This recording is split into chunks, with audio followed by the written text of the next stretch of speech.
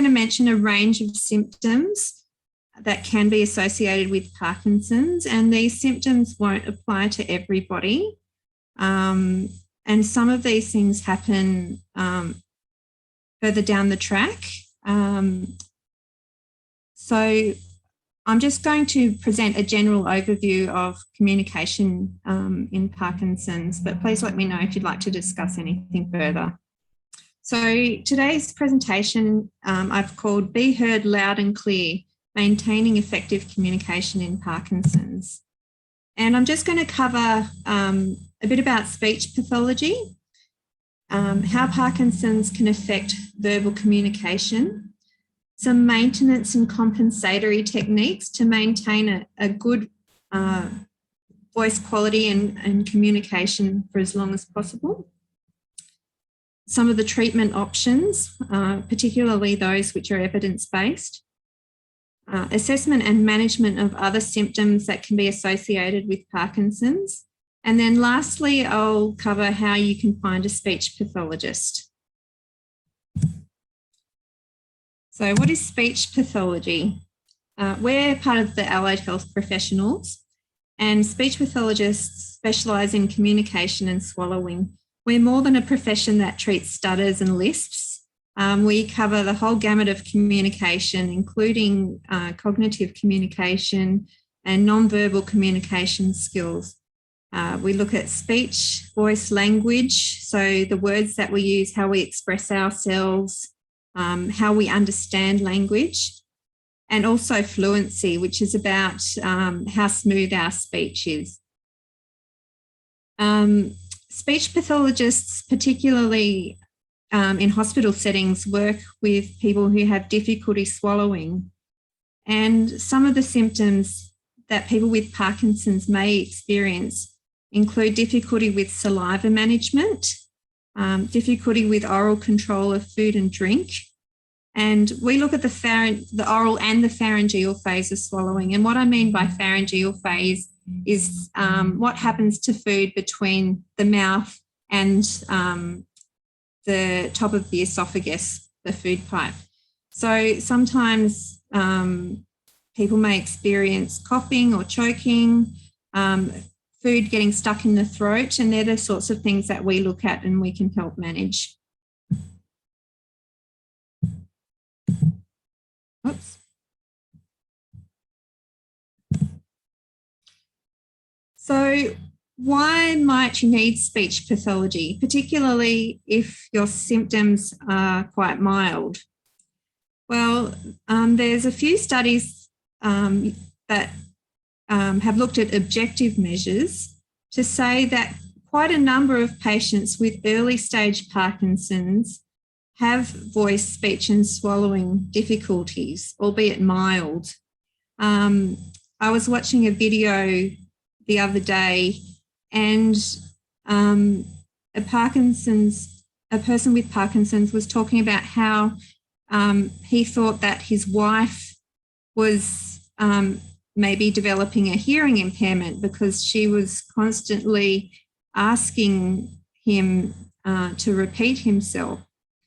So that's maybe what might happen in the early stages as people's voice start to decrease in volume. So sometimes those early and subtle changes might be missed by the person with Parkinson's. And sometimes too, their treating teams, their doctors and their medical specialists may miss some of those early signs of difficulty with communication and swallowing because they aren't seeming to have such a major impact on the person's function at that time. The other reason you might need speech pathology is that pharmacological treatments, so the medicines that you might take, and surgical treatments, such as deep brain stimulation, do not reliably improve communication or swallowing difficulties. So it's important to seek that extra help from a qualified professional to help with communication and swallowing. And there's been some recent studies in Australia. There was a survey in 2018 of speech pathologists working in Australia with people with Parkinson's. And the survey showed that typically the speech pathologist said that people with Parkinson's accessed speech pathology services far later than what the speech pathologist would have deemed appropriate. So people are missing that early opportunity to see a speech pathologist and maintain the quality of communication that they have.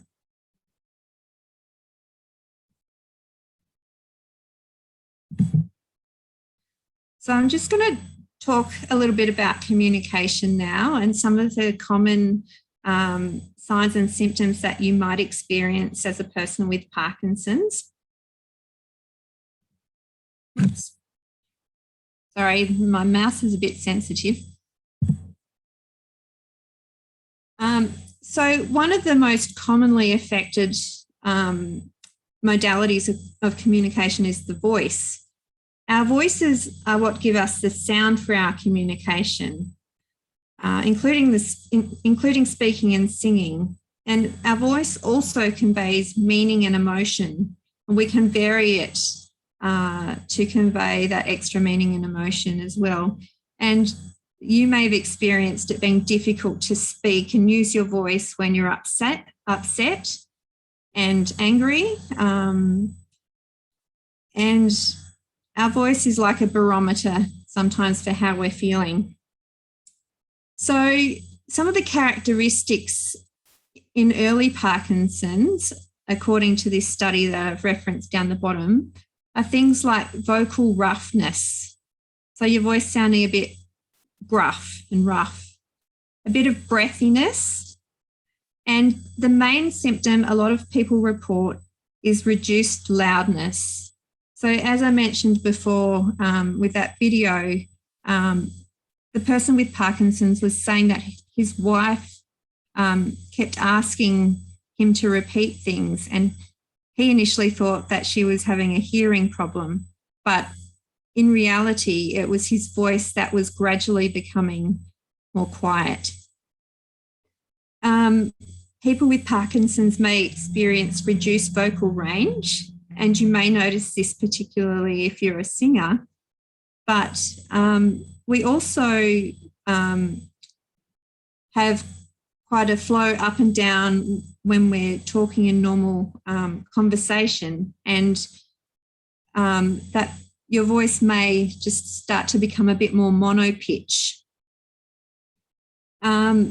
And some people with Parkinson's also experience mild vocal tremor in the early stages of Parkinson's.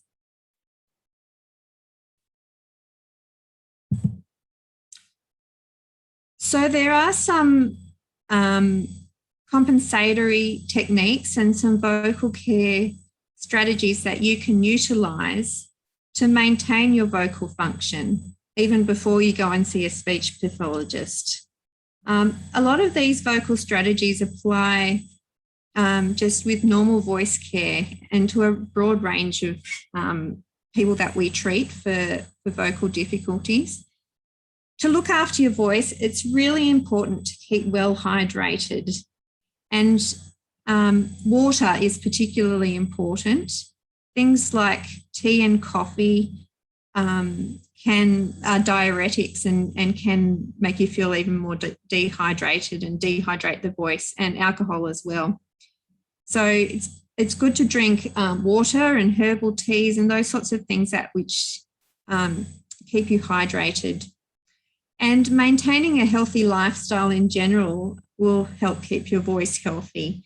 So some of the things that you do just for general well-being, so exercise, getting enough sleep, having a well-balanced diet are really important for your voice as well.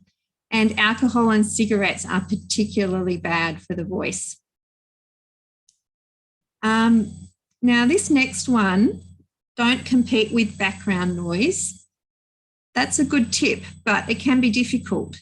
So this is something that you can do or take note of in the workplace, at home, and when you're socialising. If you notice that there's a lot of noise around you, sometimes it's difficult to do anything about that. But in some circumstances, you'll be able to move into a different space to talk to someone. You'll be able to turn the TV off, turn the radio off. In the workplace, you might be able to move into a different room, as I said before. If you're out and about, be mindful of where you're socialising. So you might be selective of the type of restaurant you go to based on the level of noise around you, or you may choose to sit outside depending on the acoustics of the restaurant, or just pay particular attention to where you sit in relation to the person that you're most likely to spend a lot of time talking to, so that you can be in close proximity to them. Balancing vocal use with vocal rest is really important, because if you're making a conscious effort to increase your loudness, it can be sometimes at the detriment of your voice. So our vocal folds are a bit like, if you imagine your hands coming together, they come together in a wave pattern. And if you're using excess effort with your voice, you can create extra force. And if you clap your hands together loudly, you'll notice that it begins to hurt after a while. And similarly with the vocal folds, if you're using increased effort and energy, you can actually damage the vocal folds over time. So it's important not to overuse the voice and to allow vocal rest. So thinking about that in different situations, if you're at work, if you have to go into a meeting and do a presentation, you might want to make sure that you balance that with doing other tasks during the day, which give you the opportunity to rest your voice. If you're on the phone a lot, make sure that you're having regular breaks. And at home, it might be appropriate to have a rest during the day as well. Sometimes amplification can be quite effective in helping manage reduced loudness. So there are lots of options for personal amplification, and indeed sometimes teachers use these sorts of things so that they're not constantly straining their voice. You just need to be mindful when you're using any sort of amplification that you're speaking clearly. Otherwise, if you're amplifying a muffled voice, you're only just going to get a louder muffled voice. And something that Kate wanted me to particularly mention in this presentation is singing. So there have been some studies that show the effectiveness of singing for people with Parkinson's, and singing has been shown to improve loudness, respiratory function, and associated muscle function. I think a lot of singers are very good at learning how to project their voice and use that diaphragmatic breathing, which supports respiratory function. So I know that there are various Parkinson's choirs, and even just regular community choirs are really good opportunities for people with Parkinson's to do some therapy for their voice in a very functional manner. And singing in the shower as well. We all sound a little bit better in the shower because of the acoustics in the bathroom. So I'd encourage you all to sing in the shower to help with that respiratory function and loudness as well. And the best posture for talking and singing is actually standing up, because you get that good respiratory support, and you can manage volume much better.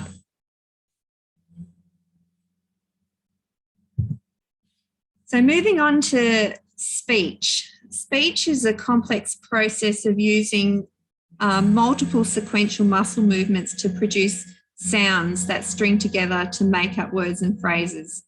So every syllable and every word that we say involves rapid movements of all the muscles that we use to talk. And common characteristics we can see in Parkinson's are those short rushes of speech, or short phrases with unnatural pauses. Sometimes we see a variable speech rate, so you might speak really fast and then slow down a bit and speak really fast again. And sometimes you'll see those imprecise speech sounds almost a little bit slurred, and reduce stress or emphasis on speech. So it can sound quite monotone. I'm going to quickly talk about some things that you can do to make sure that you're speaking nice and clearly.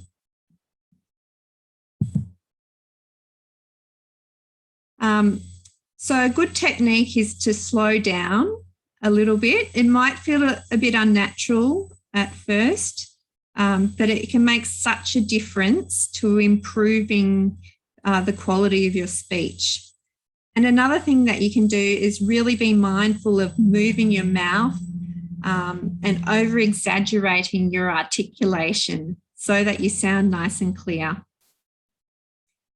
Think about where you're pausing when you talk. Maybe take that extra bit of time at the end of a sentence to consciously take another breath so that you're well supported for the next phrase that you say. That breath support is really important with speech. So being conscious of taking a nice deep breath in natural pauses of the conversation to support what you want to say will help you speak more clearly. If you're at work and you do a lot of talking, sometimes it can be helpful to follow up what you say with some written communication. So this might include following up with an email, or if you're doing a presentation, maybe using some PowerPoint slides. And we know that communication isn't just about what we say, but it's about the expressions that we use, gesture, and a lot of non-verbal communication. And writing is just another way to add value to what you're saying. When you're talking with people, it's far easier to communicate face-to-face. We understand so much more when we're talking face-to-face, and we can see each other when the way we move our lips, the way we use our facial expressions, our smiles, our frowns. And I don't know how many of you have found it particularly difficult during this time of COVID to talk with people who are wearing masks, because you lose not only the volume of speech with wearing a mask, but you also use a lot of that facial expression and those cues with lip movements as well. So I guess that's something else to be aware of at this time, that we need to compensate even more with strategies like exaggerating our articulation and being very mindful of how loud we are when we're talking.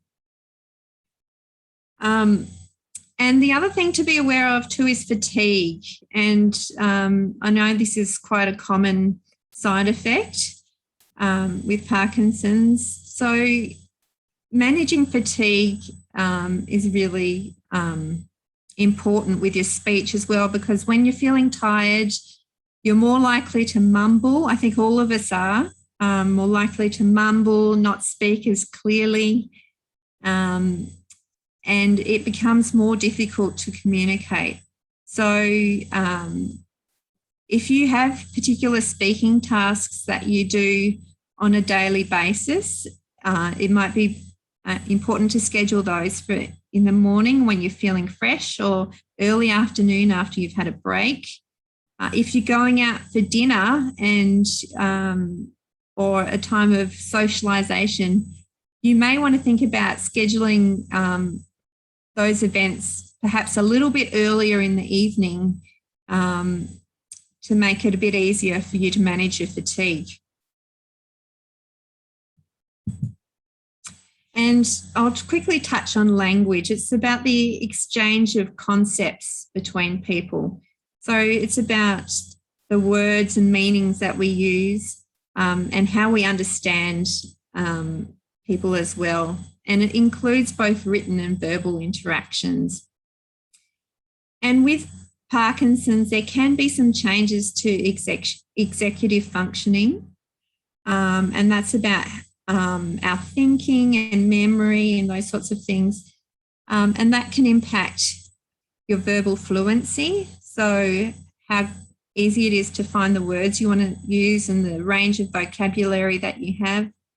And word finding, so finding the right word to describe the concept that you want to communicate. And it can be more difficult to comprehend complex information. So it may take that extra effort to read something and understand what it's trying to say. And memory and attention can also be affected.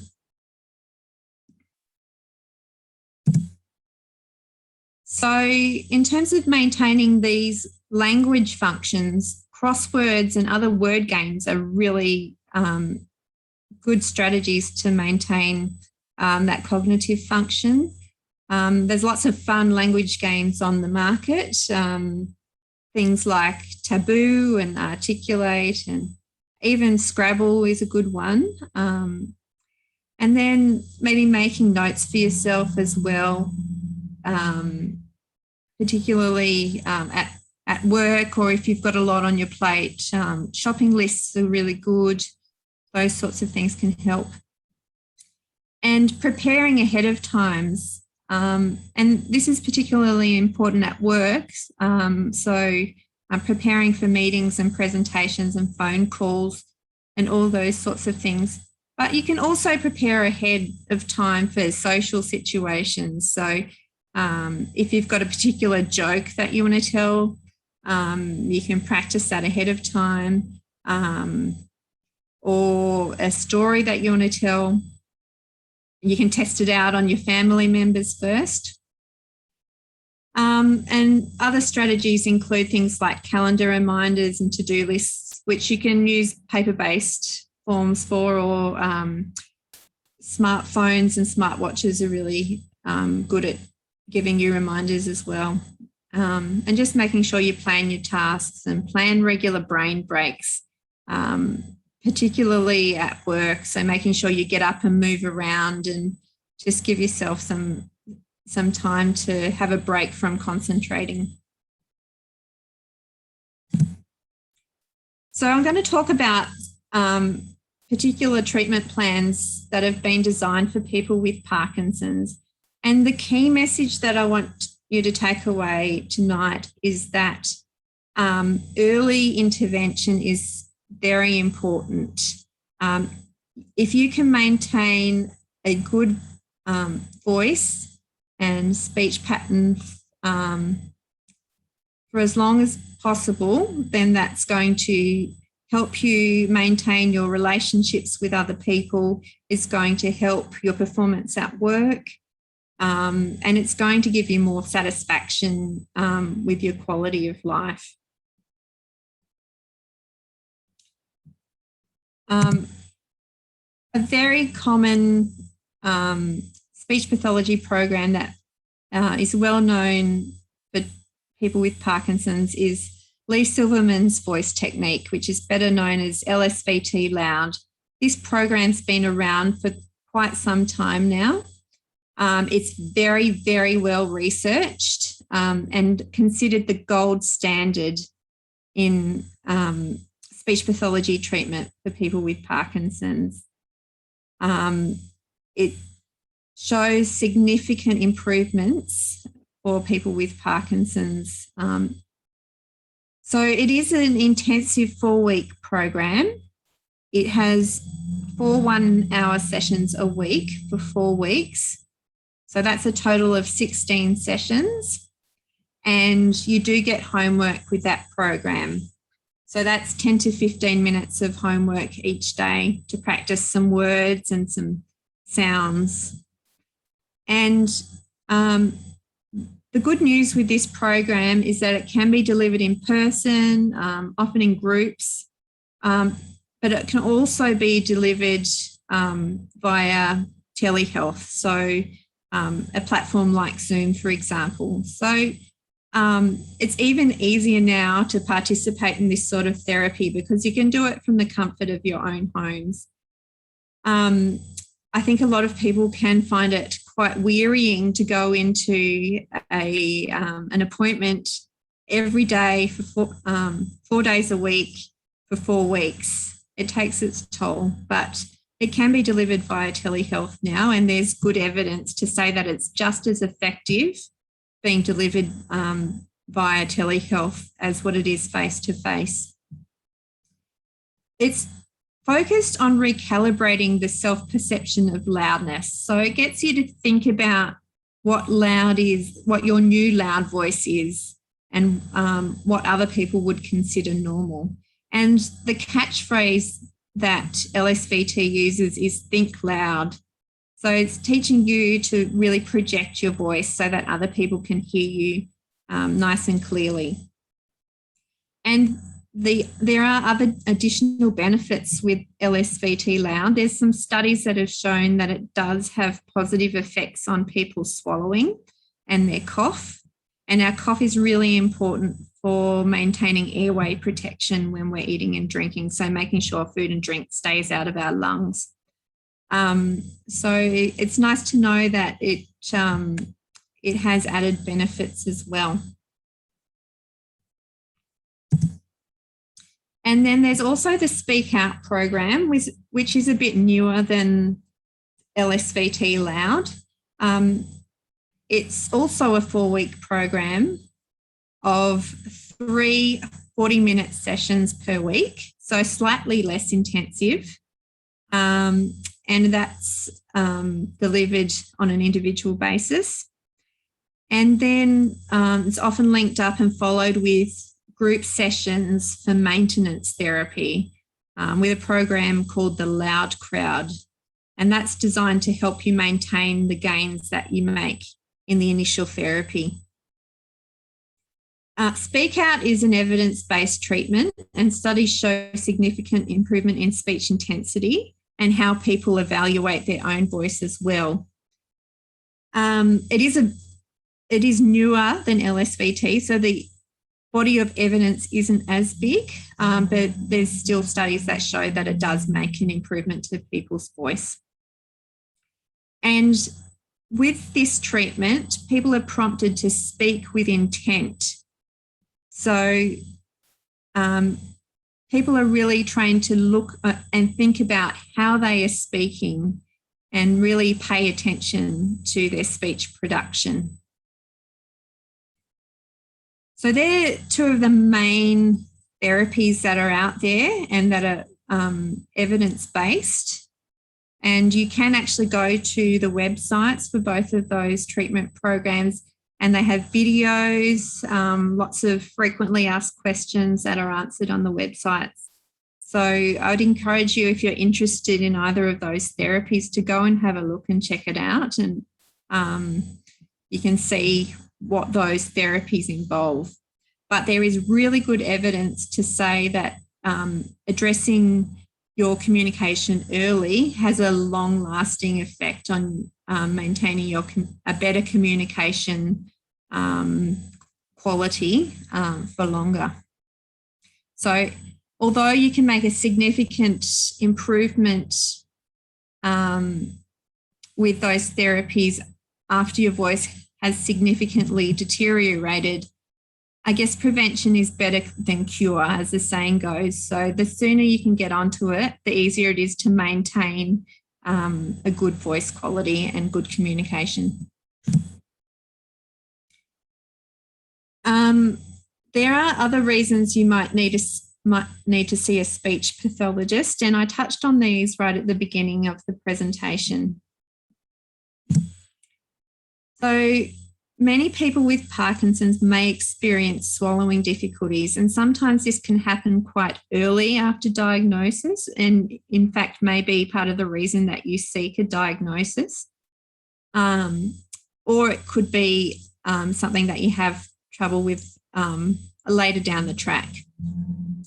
It can be difficulty with moving food around your mouth, sometimes food escaping, sometimes it can be food getting stuck in the throat, and other times coughing and feeling like you're choking. And that can be particularly difficult in social situations. It can make it really hard to maintain a conversation when you're really struggling to concentrate on what you're doing with your food and drink as well. So that's something to be mindful of.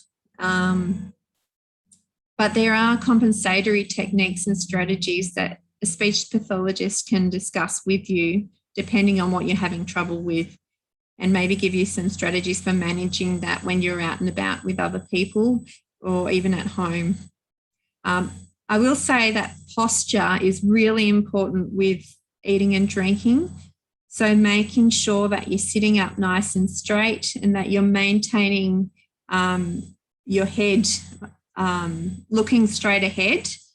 Some people find it easier to swallow with their chin down, but it really depends on what sort of problems you're experiencing. So I wouldn't routinely do that unless you're recommended to do so by a speech pathologist. Some people find straws can make things harder as well, because the liquid could have a tendency to go back a bit faster than what they're able to manage and cause coughing. So if that's an issue for you, maybe ditch the straws. But I think it's beginning to be harder to come by straws now. I think we're moving to paper straws now anyway. Just be aware of the issue that can arise with straws. Some people with Parkinson's can have difficulty with saliva management, and sometimes it's as simple as just being conscious of swallowing your saliva more often. So before you start to speak, consciously making an effort to swallow saliva, just because that automatic swallowing reflex can decrease with Parkinson's. So you're not doing it subconsciously as much anymore. You need to actually make an effort to swallow a little bit more frequently. Facial expression can be something that changes and diminishes over time with Parkinson's. And you can do some very simple things to maintain facial expression. I would encourage you to make a conscious effort to use facial expression when you're talking to others. So make that conscious effort to smile, to act surprised, to frown. And you can practice those expressions in front of the mirror and get those muscles moving. And cognitive communication issues we did touch on before, but doing those exercises for your brain, like crosswords, reading can be good for helping you maintain attention, and playing word games, those sorts of things are really good to do to maintain that function. And it's good to be aware of the fact that there are strategies out there if communication does become extremely difficult for you. We call this alternative and augmentative communication. So for some people that might be as simple as providing amplification device. Other people may eventually like to use a text-to-speech communication program on a computer. So typing something in and generating speech content that way.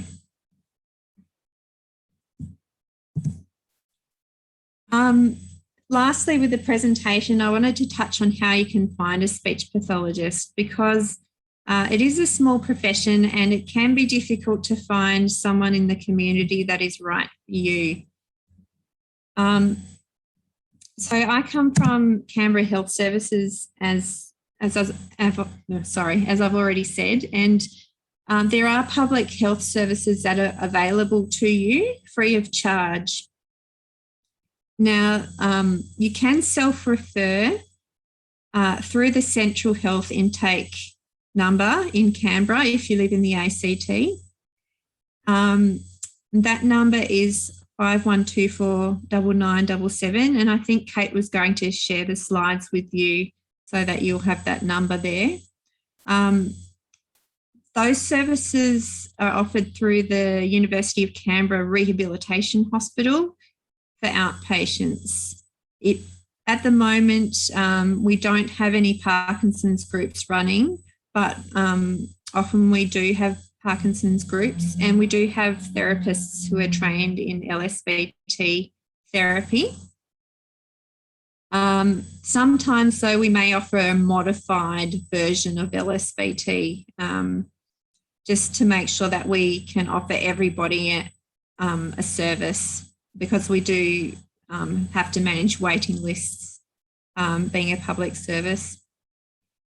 If you live, say, in Queanbeyan, I'm not sure if there are any members outside the ACT here tonight, but if you do live in Queanbeyan, there is a similar central health intake number for New South Wales Public Health Services, and they do offer outpatient services through Queanbeyan Hospital, I believe. But if you have any questions about that, please get in contact and I'll find out more information for you. And there are a range of private services available in Canberra. There is the University of Canberra Health Hub over in Bruce at their campus there, and they do offer speech pathology services there. And there are various private practitioners around Canberra. You can look up speech pathologists who offer LSVT through the Find a Speech Pathologist service on the Speech Pathology Australia website. But I can provide you with a list of private practitioners in Canberra that offer services for adults as well.